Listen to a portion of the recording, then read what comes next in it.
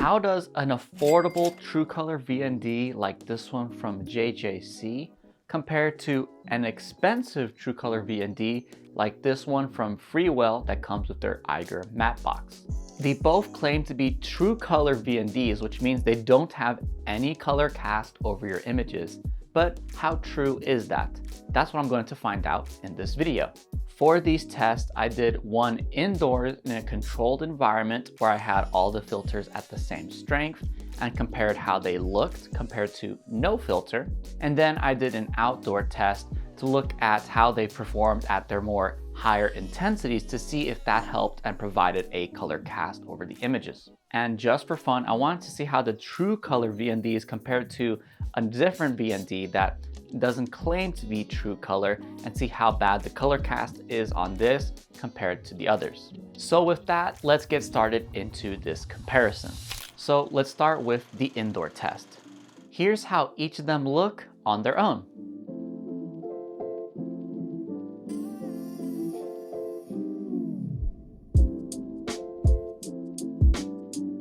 Now let's do a head-to-head comparison of each of these filters to how the camera looks without a filter. Let's start with the Freewell. The Freewell VND looks pretty similar to how the colors look without a filter on the camera. If anything, it might have a slightly warmer look to it. And if we look at the vectorscope, we can see that the Freewell has slightly less green and yellow overall. And it seems that it has slightly less saturation in the skin tone line. Otherwise, it is pretty spot on. Now onto the JJC. The JJC performs just as well in this test. It still has a slightly warmer look than without the filter, but not by much. And if we inspect the vectorscope, we do seem to have a slight more green and cyan, but otherwise the vectorscopes look pretty identical. Now onto the K and F.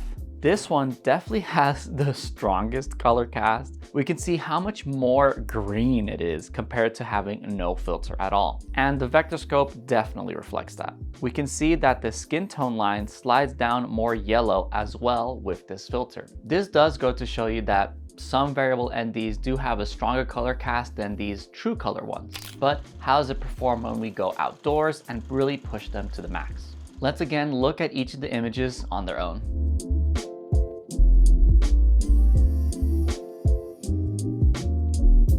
And now let's compare each of them to no filter. The Freewell surprised me in this test. For this test, I do have to switch the Freewell to the 6 to 9 stops variable ND that they provide. And when I do this, it apparently really has a strong impact on the image. As you can clearly see, the image gets a terrible blue cast over it, and the vectorscope confirms this. You can see how all the colors get pulled towards blue. And the skin tone line remains fairly accurate throughout this, but otherwise, the image just doesn't look very good. This was pretty disappointing considering how expensive the Freewell VND is. Now onto the JJC. The JJC surprisingly holds up really well. It looks like the skin tone gets slightly more yellow, but only if you really pay attention. All the other colors and tones look about the same. But if we check out the vectorscopes, we can see there is more pull towards the green and yellows, and the reds get a tiny shift to yellow, but otherwise you really couldn't tell if you looked at the image alone. And lastly, we have the K and F. And as expected, it still has a pretty heavy green color cast. The skin tone is starting to look pretty gross, and I don't like how distorted all the colors have become. And the vectorscope shows how dramatically the colors have shifted. I'm definitely not a fan of how much the K and F VND changes the image. Finally, let's do a vignette test. I wanted to see how all the variable NDs performed when shot at 15mm at their max intensity. For this one, let's start with the cheap K and F VND. This variable ND doesn't have any hard stops to it, so I just had to manually adjust it until I got to the strongest intensity without completely covering the image in the X pattern. And as you can see, the vignette on this one is pretty intense. They show up on opposite corners of the image, while the other corners still get a ton of illumination, so it creates this very uneven look to the image. The JJC does perform a bit better. It has a hard stop at its max intensity of 10 stops, but the vignette is still pretty intense.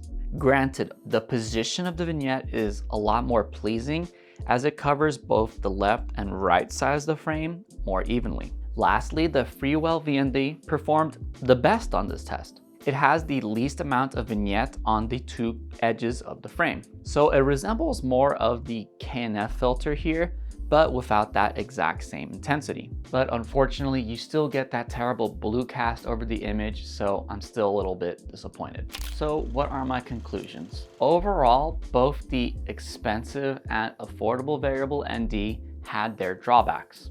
Let's start with the $80 JJC True Color Variable ND. This one definitely performs better than the KNF, but it still has a pretty strong vignette if you shoot wider at those higher intensities of the variable ND. But outside of that, the variable ND performs really well at preserving colors, even at its low intensity all the way up to its max intensity. So really the biggest drawback that it has is if you shoot on wider angle lenses and have your variable ND set to the max, you're gonna have a pretty distorted looking image with the vignette coming at both sides. But when I compare this to the almost $500 kit set I got from Freewell, there is no competition. The Freewell one does really well at preserving colors when you have 1 to 5 stops. And it also does really well at having very minimal vignette at 15 millimeters at its max intensity. But my biggest qualm with it is that blue color cast you get when you go into its 6 to 9 stop variable ND. So if you do any outdoor shooting and you're typically gonna be wide open where you're gonna need those 6 to 9 stops, it's really unfortunate that you have this blue color cast, because otherwise I would really love this filter. And the fact that this was so much more expensive than the more affordable JJC, I do think makes it quite a big heavy drawback.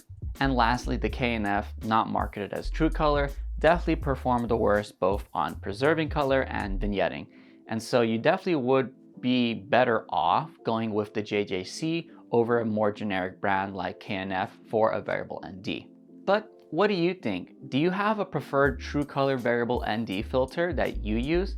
Let me know in the comment section below, because I would love to find one and put it to the test. If you liked this gear comparison video, you can check out my latest gear comparison video here. Thank you so much for watching all the way until the end. I appreciate every single one of you who do, and I'll see you in the next video. Peace.